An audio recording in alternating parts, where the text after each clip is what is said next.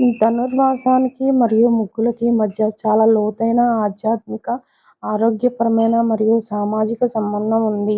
ఈ నెల రోజులు తెలుగువారి ఇంటి ముంగిట ముగ్గులు ఒక ప్రత్యేక శోభను సంతరించుకుంటాయి. ధనుర్మాసంలో విష్ణుమూర్తిని ఆరాధిస్తారు. లక్ష్మీదేవికి ముగ్గులు అంటే చాలా ఇష్టం. సూర్యోదయానికి ముందే ఇళ్లను శుభ్రం చేసి ముగ్గులు వేయడం ద్వారా లక్ష్మీదేవిని తమ ఇంటికి ఆహ్వానిస్తున్నట్లు భావిస్తారు. ఇది ఇంట్లో సిరి సంపదలు, శుభాలను కలిగిస్తుందని నమ్మకం.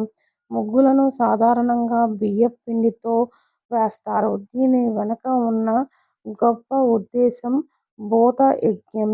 ముగ్గులోని బియ్యపు పిండిని చీమలు, పక్షులు, ఇతర చిన్న కీటకాలు ఆహారంగా తీసుకుంటాయి.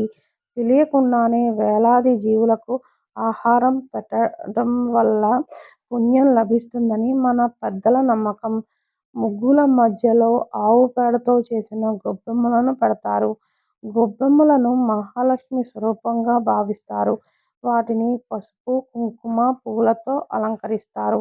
ఆవు పేడలో ఉండే యాంటీసెప్టిక్ గుణాలు గాలిలోని క్రిములను నశింపచేస్తాయి. శీతాకాలంలో వచ్చే వ్యాధుల నుంచి ఇది రక్షిస్తుంది. ధనుర్మాసమంతా సాధారణ ముగ్గులు వేసి సంక్రాంతి దగ్గర పడే కొద్దీ పెద్ద పెద్ద రథాల ముగ్గులు, గొలుసుల ముగ్గులు వేస్తూ ఉంటారు. ఇవి కేవలం అలంకరణ మాత్రమే కాదు, ఆ ఇంటి ఆడపడుచు ఓర్పుకు, సృజనాత్మకతకు నిదర్శనం. తెల్లవారుజామునే లేచి వంగి ముగ్గులు వేయడం వల్ల శరీరానికి మంచి వ్యాయామం లభిస్తుంది. బ్రాహ్మీ ముహూర్తంలో అంటే సూర్యోదయానికి ముందే వచ్చే గాలిలో ఓజోన్ శాతం ఎక్కువగా ఉంటుంది. ఇది ఊపిరితిత్తులకు, ఆరోగ్యానికి చాలా మేలు చేస్తుంది.